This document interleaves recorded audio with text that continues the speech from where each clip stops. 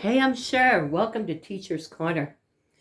We're going into lesson number 3 of Walking Through the Tarot with Cher. Okay, I am teaching you more or less how I read. Not so much what the tarot says, but today we're going to go to the lower arcana from the Ace to the 10, and we're going to do Swords and Cups. First, we're going to see what the tarot says, and then we're going to see what I say. Okay, so let me move everything over here. Just give me a moment to get nice and situated. All right, we're going to start with Swords, Air Energy, Gemini, Libra, and Aquarius. We're going to start with the Ace. We're going to go from the Ace to the 10. Ace of Swords. Beautiful. We're using the Gilded Tarot by Cyril Marchetti. Beautiful illustrations. The Ace of Swords in here, the gift of truth that lets you see the world clearly, communicate well, and create a happy, healthy reality. Okay, short, sweet. Yeah. The Ace of Truth. The Ace of Truth. The Ace of Swords, yes. Truth. Some sort of truth that will be shown to you. Also, with truth, this is victory. Yeah, the ability to be able to what? To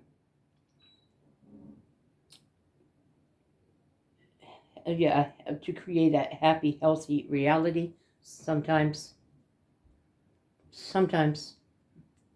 Depends on the cards around it. We're going to learn how to read later.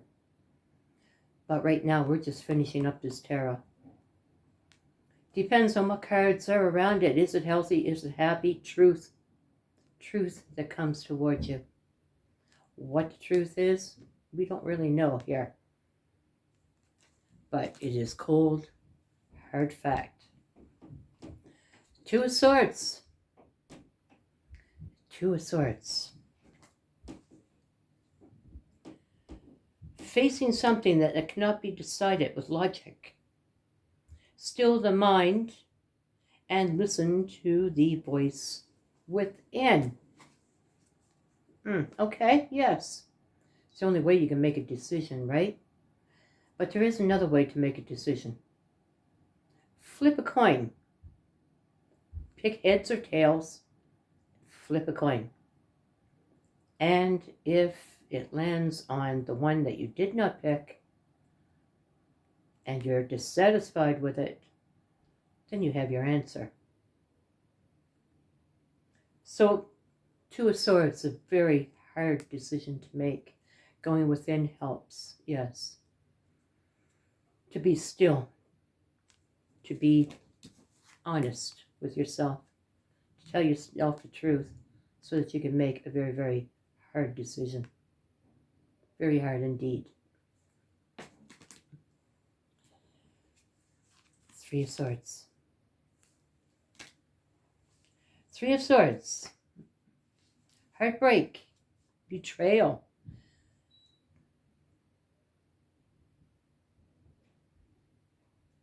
Learning a painful truth. Again, truth. Learning a painful truth. Three of Swords. Why three? Why three swords in the heart? It usually means, yes, betrayal. It is the ultimate betrayal. It is somebody who has done something so profound and so hurtful that the heartbreak here is unbelievable. This is what you feel before you enter the tower. The betrayal, the heartbreak, the suffering. Four of Swords. Four of Swords. Let's go to the little book.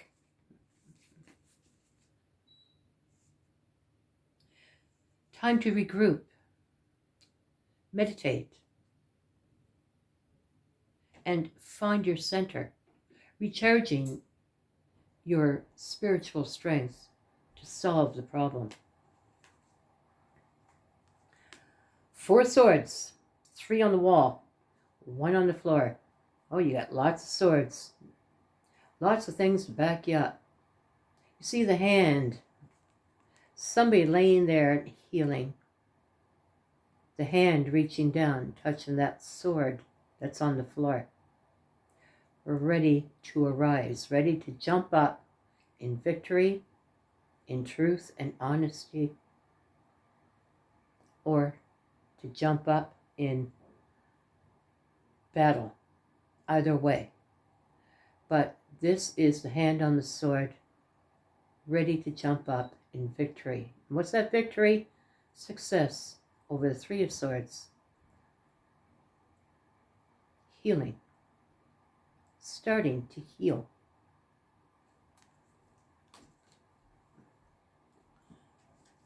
Five of Swords. 5 of Swords. The light's not very bright there. A victory that comes at a great cost. A tough battle that must be faced. Okay. A tough battle that must be faced. Okay. This is actually, you know, I got to tell you, kind of like this BS. That's tarot. Even if you look at this card, it's just somebody that is stubborn, obnoxious, defensive. Someone who fights for no cause, a rebel without a cause. Why do I say that? Not only does Spirit tell me that, but if you can, look in the background, and you'll see the soldiers back there have all laid down their swords, one on his knees, grieving what has been done, what has been lost. So this is battle lost. This person still standing. Everyone else has dropped a sword. This one, no. Still holding that sword, still waiting for battle. This is someone who just doesn't know when to stop. This person is still waiting to go and battle, daring anybody to come forward to battle with them. Huge ego. This could be a narcissist. So is it a battle that you have to face? I would say with all those fallen people in the background and with people down on their knees and crying, I would say that you've done enough damage. That whatever you've left behind you is carnage. 5 of Swords. Let's turn the page. Let's go to the 6 of Swords. The 6 of Swords. Running from something, escaping a troubling situation that cannot be fixed. Escape. Yes, it cannot be fixed. You've tried and you tried and you tried and you tried, but if you're dealing with somebody like that, an energy like that, it cannot be fixed. 6 of Swords, packing up my 6 swords, going down to the boat, getting the hell out of Dodge. Packing up the 6 swords, grab my little 24-inch TV, jump in the RV, get the hell out of Dodge. Whatever way you want to say it. Jumping on the skateboard, on the bike, whatever. Going to calmer waters. Going to calmer land. Leave. 6 of Swords. Seven of Swords. Seven of Swords. Considering a less than ethical solution. Considering a less than ethical solution. Doing something that is not in line with your ideals. That's such a nice way to put it. I put it a little bit rougher. Liar, cheat, thief, cannot be trusted. Seven of Swords energy. A liar, a cheat, a thief. Doing things unethical. Yes. But Spirit doesn't really speak that way. Spirit just blurts it out and hits you with blunt, basic truth. Words that you can understand. Liar. Thief. They cheated on me. They lied to me. They stole. Seven of Swords. Eight of Swords. Eight of Swords.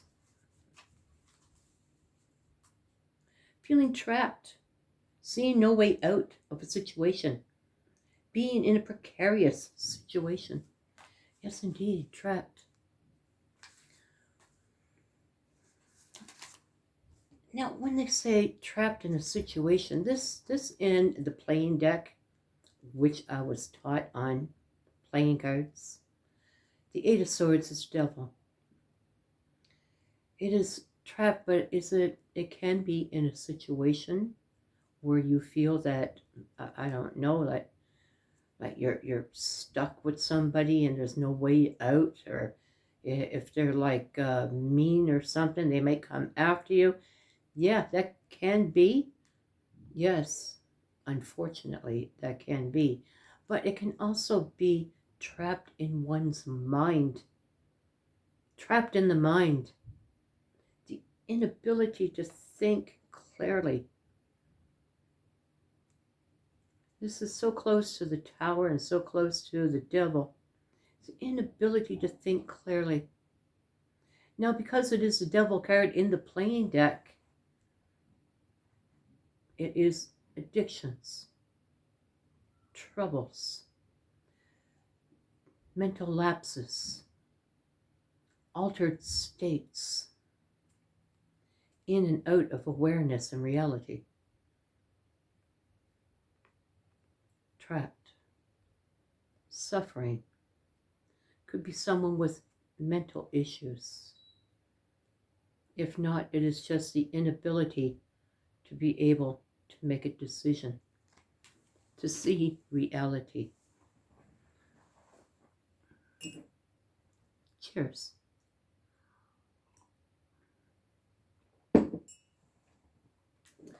And of course, as we go higher, we get nastier. From the 5 on, it just gets nastier and nastier. Now we have the 9 of Swords. Let's go to the little book. The 9 of Swords. Agonizing over something. Feeling fretful and unable to sleep. Searching for an answer that seems just out of reach. Well, it seems far, far out of reach. 9 of Swords. Nightmare. Laying in bed, waiting for the swords to fall. The swords have already fallen. But yet, not understanding that the swords have fallen and waiting for them to fall. Waiting for something that has already happened. It is the inability to sleep, to function, to think. The mind is just ticking like a time bomb. Tick, tick, tick, tick. Sometimes so loud and fast. Tick, tick, tick, tick, tick, tick, tick. The breathing is off. I can't breathe. Reliving the past. Reliving what happened. thinking of possibilities. If it's love, are they with somebody? If it's a job, are they going to fire me tomorrow? Am I going to go to work and they're going to fire me? Anxieties. The thought and the anxiety. Laying in this big bed, this big, beautiful, comfortable bed, all curled up in one corner, in a fetal position, not even knowing what you're doing at that moment, but so involved in the mind. And then you realize, oh my God, I got the whole bed to myself and I'm all curled up here with my head, my neck is all cranky and I can feel the strain on my neck, but I can't move because suffering, agonizing, horrific. The inability to breathe properly, the inability to understand that there is absolutely nothing happening around you, but yet feeling and seeing and living what you believe to be or what was. It is the most nasty card. Swords can be frightening. When you get a lot of swords in a reading, you know you're in for one hell of a reading. And then we come to the Ten of Swords. The Ten of Swords. Let's go to the little book. Ten of Swords. A difficult situation is near the end. A hard time is almost over. The pain and the suffering, the confusion of the Ten of Swords. Feeling just before it's over, it's really bad. It's always darkest before the dawn. And so, how does this person feel? Look, 10 swords in the back. Feeling betrayed, feeling used, feeling unwanted, feeling left out in the cold. Feeling abandoned, hurt, probably shamed. Pain, suffering, agonizing, nightmare, Eight of Swords, inability to think of anything else. Tower, nasty, nasty. But if you look at the card, it doesn't really show it so much here, but it shows other things here. It's always darkest before the dawn, but look at those swords glowing. There is still spirit, there is still energy. Laying in a bed of roses. Laying in a bed of roses with 10 shiny swords stuck in the back. There are so many little signs to tell one that it's almost over. I'm almost there. I still have the energy. There's something still. Some of you need love. There's something that still loves me. There's something that still gives me the strength to continue on. A new dawn is breaking.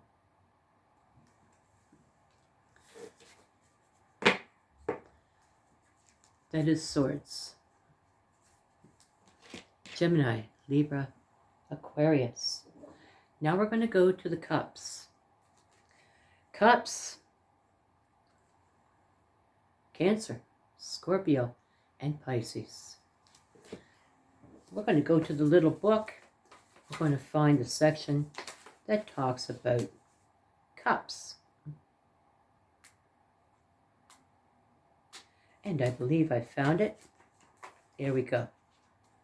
Cups.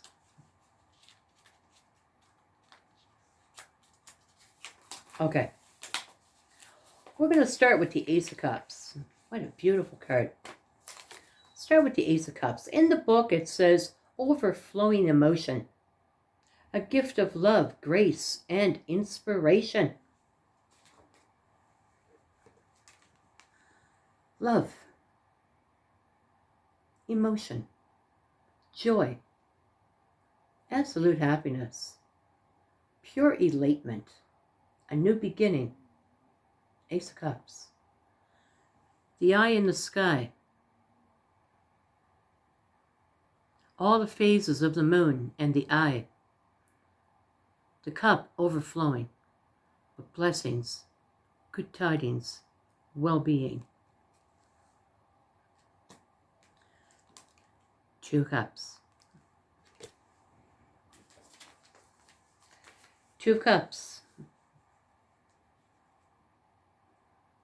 An opportunity to form a partnership with the potential for creating something very special. A soulmate. What kind of soulmate is this? Now, depends on the cards around it, but I like to call it a brethren soulmate. Why a brethren soulmate? These two people, though they are face to face, these two energies, each with their own cup, they celebrate. But when I say brethren, they're further apart than a regular soulmate card, like the Six. They're further apart. Their arms are outstretched when they clink their cups together. There's distance between them. Now, this is someone who, these energies are energies such as friends, family. Can be lovers, yes. But the chances of real strong bond, true love, I don't feel it's there. But a love that makes you feel, wow, I'm in love. But then come to find out, this was probably just a very, very good friend. Two of Cups. Three of Cups. Let's go to the book. Three of Cups. Being surrounded by those who give you happiness. Simple pleasures.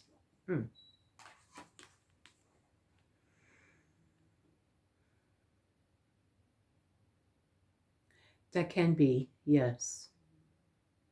That can be how the tarot reads it. The Three of Cups, to me, there's three people there. There are two people very much in love here. This is reception.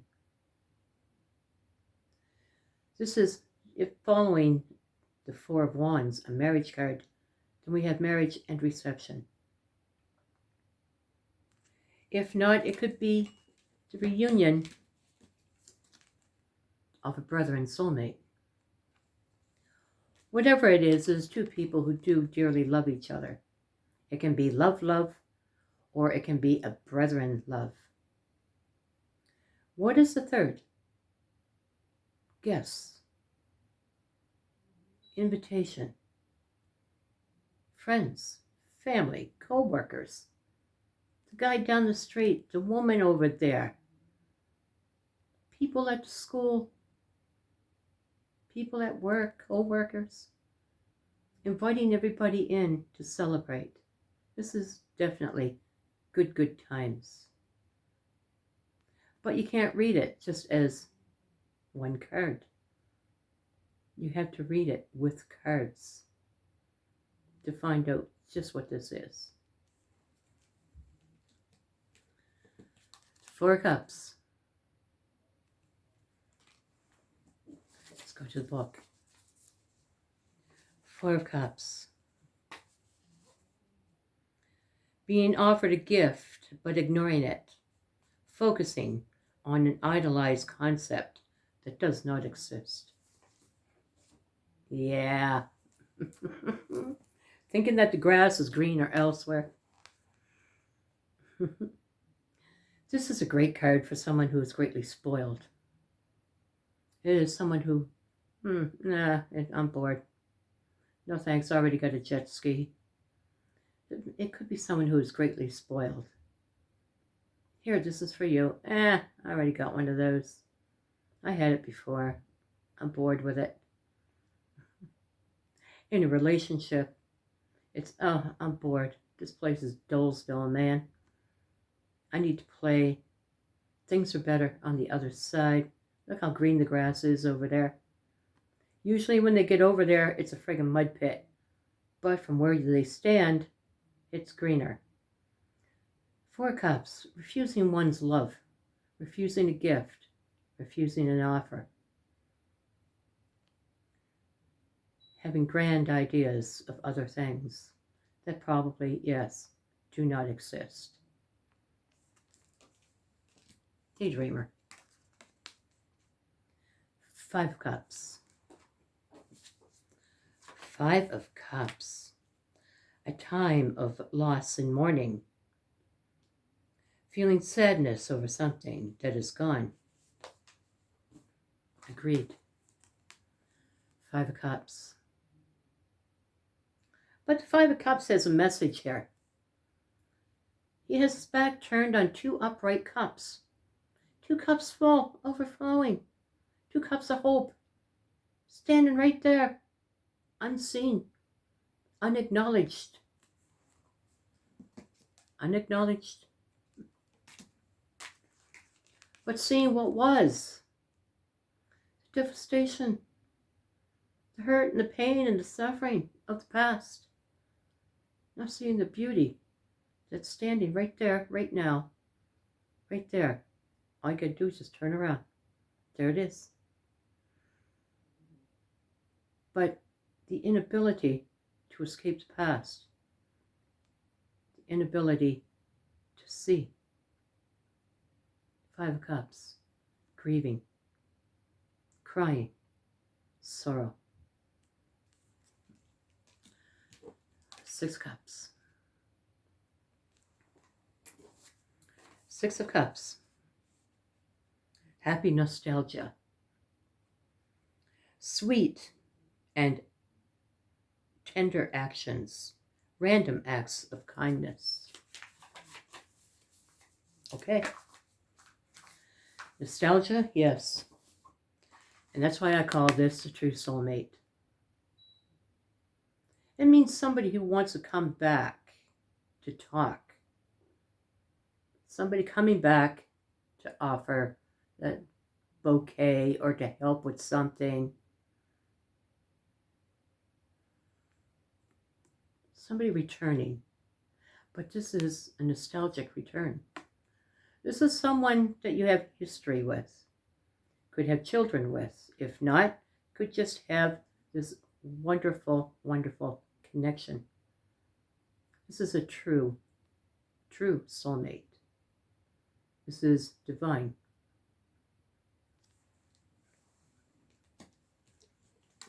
Seven of Cups. Just give me 1 minute, darling. Let me rest my arm. 7 of Cups. Facing many choices, opportunities, and dreams.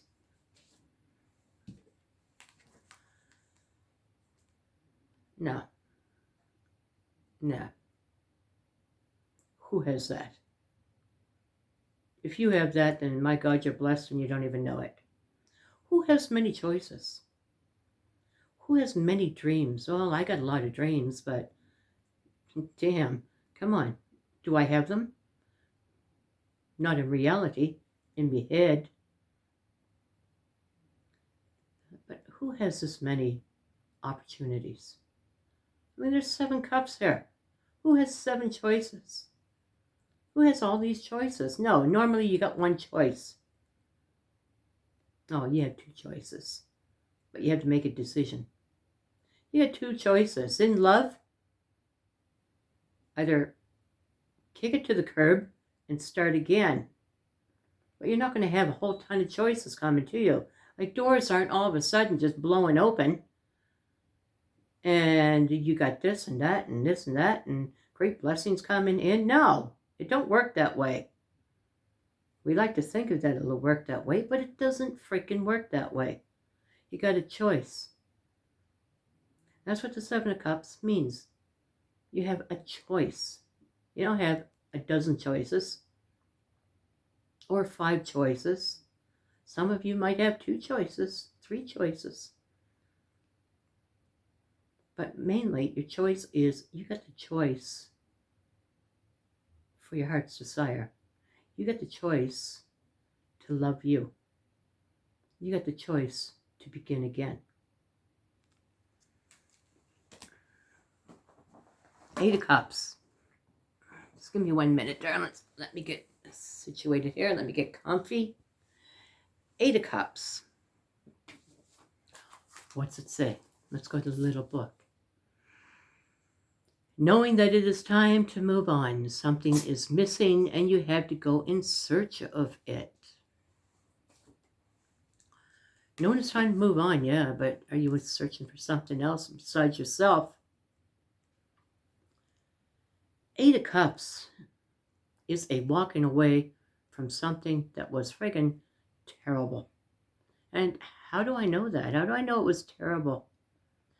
How do I know that if it wasn't terrible maternally, if it wasn't a material terrible, like smashing the place up, beating holes in the wall, then it is up here.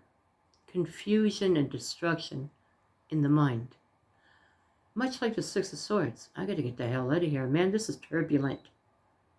And why is it walking away? Because it's turbulent. Look at the cups. Will it show it here? Yes, some of them. But I don't know if you can see them.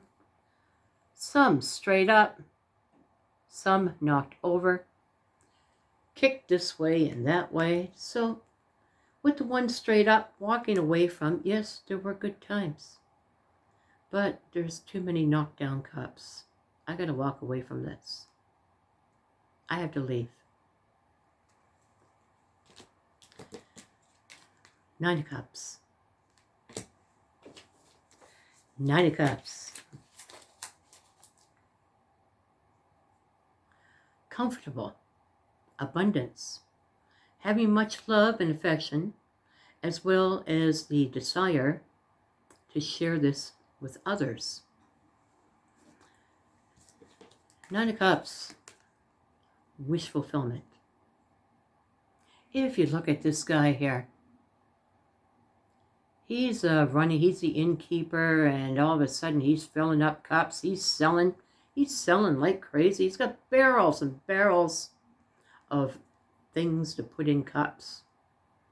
Normally the innkeeper is selling alcohol. So he is just making a killing here. A great enterprise. Business is good. Wish fulfillment, depending on the cards around it. Is it a wish fulfillment in love? Or is it a wish fulfillment in business? Entrepreneurship? But whatever it is abundance. And it is damn fine. Excellent. The next card, 10 of Cups. 10 of Cups. Let's go to the book. 10 of Cups. A happy personal life. Full of satisfying activities and comforts. Excuse me. 10 of Cups I like to call the real estate card. House. Home. Protection. Abundance. Love. Joy. Family. Everything that you could want, wish fulfilled, everything. A swimming pool in the back, acreage, room for a pony. If not, even if it's a small house, it is filled with love and laughter. Friends, family, gatherings, joy, peace on earth, love, everything that one could want. And in order to get 10 of Cups, you got to go through the 9 of Cups. 9 of Cups is, oh, everything is just freaking tickety-boo. Okay, so that is lesson 3, Swords and Cups. Lesson 4 will be Wands and Pentacles. Then we're going to learn how to read. Lesson 6. You'll have to get your pens and your paper, your pencils, and you're going to have some homework to do. You're going to be doing some readings. Okay. On that note, I'm going to say thank you so much for joining me today. Namaste.